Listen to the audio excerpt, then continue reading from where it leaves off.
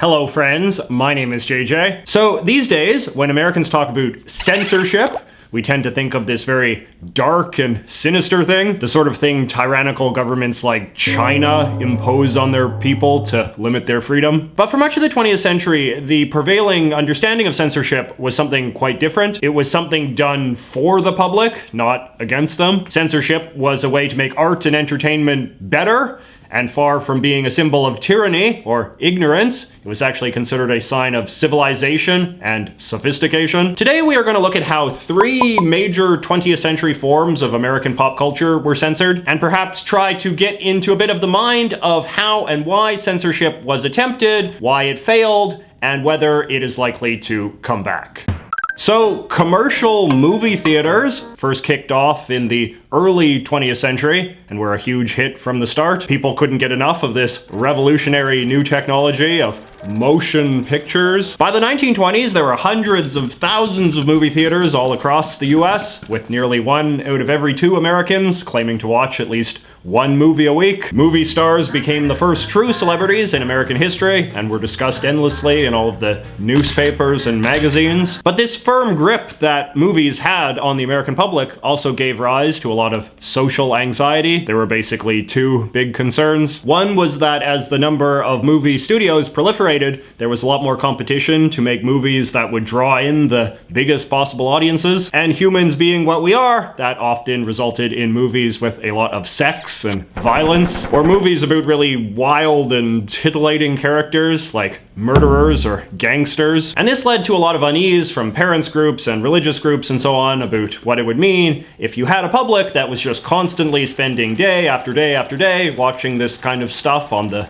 big screen. The other big anxiety was that a lot of movie stars were not seen as particularly great people off the set. They were often drunks or drug users or very promiscuous. One of the first big movie stars, Fatty Arbuckle, was actually accused of murder, which caused a particularly big freakout. Were these really the sort of people we wanted Americans idolizing? Throughout the 1920s and early 1930s, there were often efforts to ban or censor certain types of movies at the state level, and studios did have some nominal content guidelines, though these often went ignored. One thing that did catch on a bit was putting so-called morality clauses in actor contracts. These said that actors could be fired if they behaved in certain immoral ways off camera. But it wasn't until 1934 that a formal national censorship regime was really put in place. It didn't come from the federal government, but rather all of the big American film studios coming to an agreement amongst themselves, in part to prevent federal regulation, which was becoming more and more of a worry with that freewheeling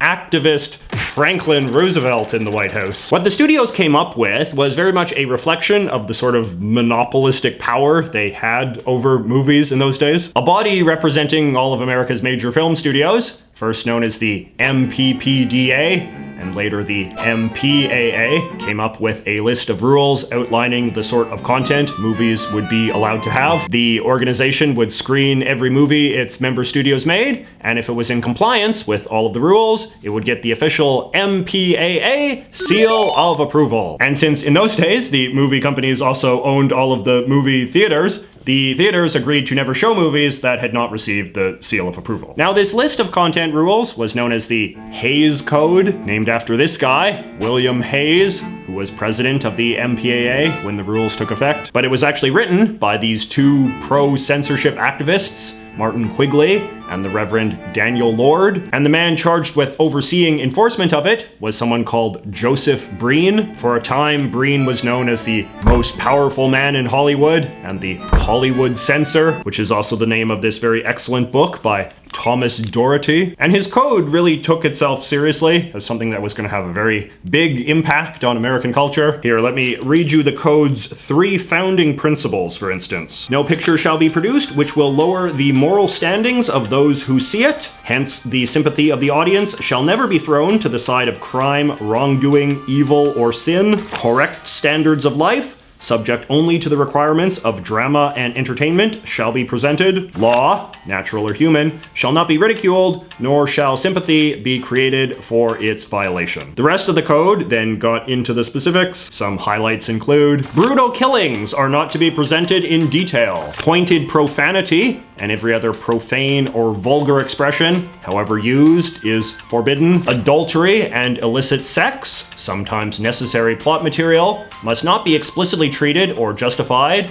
or presented attractively. No film or episode may throw ridicule on any religious faith. The history, institutions, prominent people, and citizenry of all nations shall be represented fairly. Now, the men behind the code are usually remembered as being very sort of uptight, prudish characters, but at the time, they would have actually thought of themselves as being quite moderate and pragmatic. After all, they were hired to ensure the survival of movies and fend off the real hardcores who often wanted to ban them altogether. The Hays Code was thus a very particular style of censorship that was all about applying a kind of pseudo-scientific regime of testing and assessment to determine the moral goodness of a piece of entertainment. A lot of this in turn was bound up in new theories of what typical Americans wanted or needed. As the United States became a more materially comfortable and in many ways more egalitarian society during the 20th century, American elites found it easier to confidently generalize what a typical American was like. A typical American was assumed to be white, heterosexual, and middle class, with relatively conservative Christian beliefs. And the movie censors figured that if they just wrote their rules around trying to appease that broad stereotype, they couldn't go wrong. This would not only make films more in line with mainstream American values,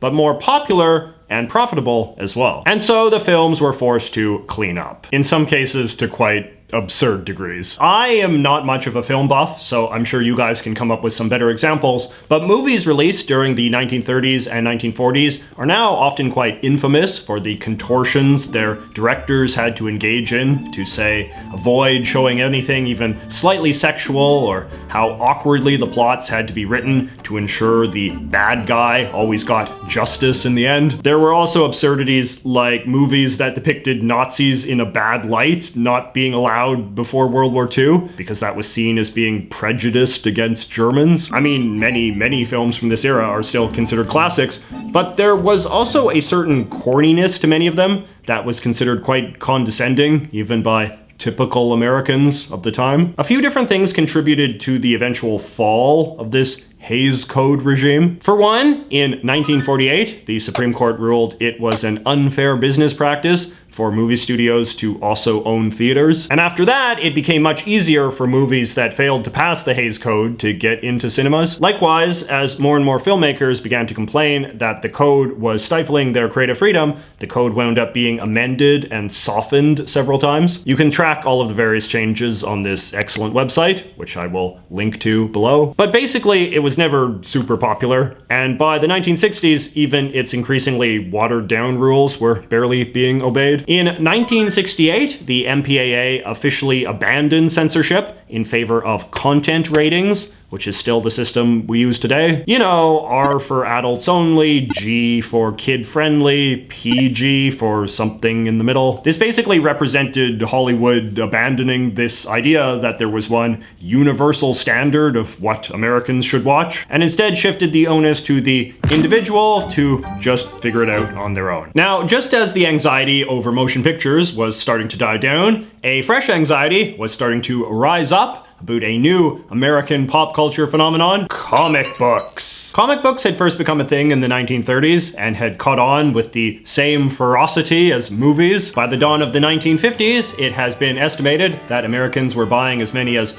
100 million comics a week in a country of just 150 million people. But once again, a lot of folks had concerns over the sort of content this popularity was built on. The 1950s had seen a decline in superhero comics in favor of what were known as horror or crime comics, which were about, well, crime or horror. And these things were considered the most scary and gruesome form of pop culture at the time, since you have to remember that this was long before the existence of special effects or anything like that. The guy who was associated most with fanning the flames of this particular cause was a child psychiatrist called Dr. Frederick Wertham, who wrote a famous book about the dangers of comics and gave some high-profile testimony before Congress in 1954 on television, which was a big deal back then.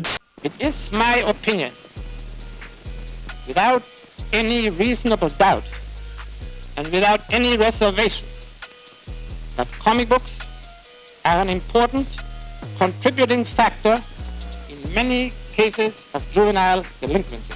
So, in short, the comic book industry in the 1950s felt a lot like the motion picture industry in the 1930s. According to David Haidu's excellent book on all of this, The 10-Cent Plague, polls of the time suggested that the overwhelming majority of Americans did agree with Dr. Wertham that gruesome comic books were having a negative impact on the culture, particularly given their huge popularity with kids. And as state governments began to ban them, industry once again decided to impose a nationwide censorship regime upon itself in order to survive. Dr. Wertham was actually ahead of his time in favoring restrictions on sales through ratings rather than restrictions on content, which, as we shall see, is the system that would eventually triumph in American pop culture regulation overall. But the comics industry instead decided to copy the Hollywood model, and in 1954 they set up their own content screening organization and their own version of the Hays Code, known as the Comics Code, complete with its own seal of approval, and their code was enforced in a similar way as well. In those days, comics were sold in big bundles, along with magazines and newspapers, by print publication wholesalers, who sold their bundles to supermarkets, corner stores, and newsstands. And the wholesalers agreed to only buy comics for their bundles that had passed the Comics Code, which allowed for effective control of most of the comics market. The rules of the Comics Code were in some ways quite similar to the Hays Code, in that it sought to prohibit anything a stereotypical average American would find objectionable, including explicit sex and bad language. Like the Hays Code, it also said that stories had to uphold clear standards of right and wrong, all religions had to be respected, and established authority, like the government and police, had to be portrayed positively. But in other ways, the Comics Code was far more explicit and blunt in what it didn't want. I mean, it was written with the explicit intent of wiping out the entire genre of horror and crime comics, and as a result, it had a bunch of clauses like, no comics shall explicitly present the unique details and methods of a crime, scenes dealing with, or instruments associated with, the Walking Dead, torture, vampires, and vampirism, ghosts, cannibalism, and werewolfism are prohibited, and perhaps most bluntly of all lurid, unsavory, gruesome illustrations shall be eliminated. And it more or less worked. Haidu says that the Comics Code basically killed off crime and horror comics, as well as the equally scandalous genre of sexy romance comics. In their place arose cutesy kid comics like Casper the Friendly Ghost or Lil Dot, as well as a revival of superhero comics whose commitment to crime fighting and do-gooding won easy approval from the censors, so long as they kept the violence to a minimum. It's kind of interesting that the killing off of these gruesome comic genres isn't really something that people mourn today. I mean, a lot of them were objectively quite bad. But that said, much like the Hays Code, the Comics Code did become increasingly resented by writers and artists, and it too got progressively watered down over time and was ultimately severely crippled by changes in how media was distributed in America. During the 1970s and 80s, it became more common for Americans to buy comic books from specialty comic book stores that bought individual books directly from the publishers rather than those big wholesale bundlers. This accordingly created a market for comics that didn't get the seal of approval and thus removed much of the incentive for playing along. In 2001, the publisher Marvel Comics officially abandoned what was left of the Comics Code in favor of movie-style ratings. They were followed by their main competitor DC Comics in 2011. A third great era of American pop culture censorship arose in the 1980s in response to the next great miracle of personal entertainment, video games. In 1985, the Japanese toy company Nintendo released its Nintendo Entertainment System to America, followed a couple years later by the Super Nintendo Entertainment System. These were technological marvels that you could hook up to your TV set and play complex interactive games with colorful and increasingly realistic graphics, and the children of America could not get enough. According to this fine book,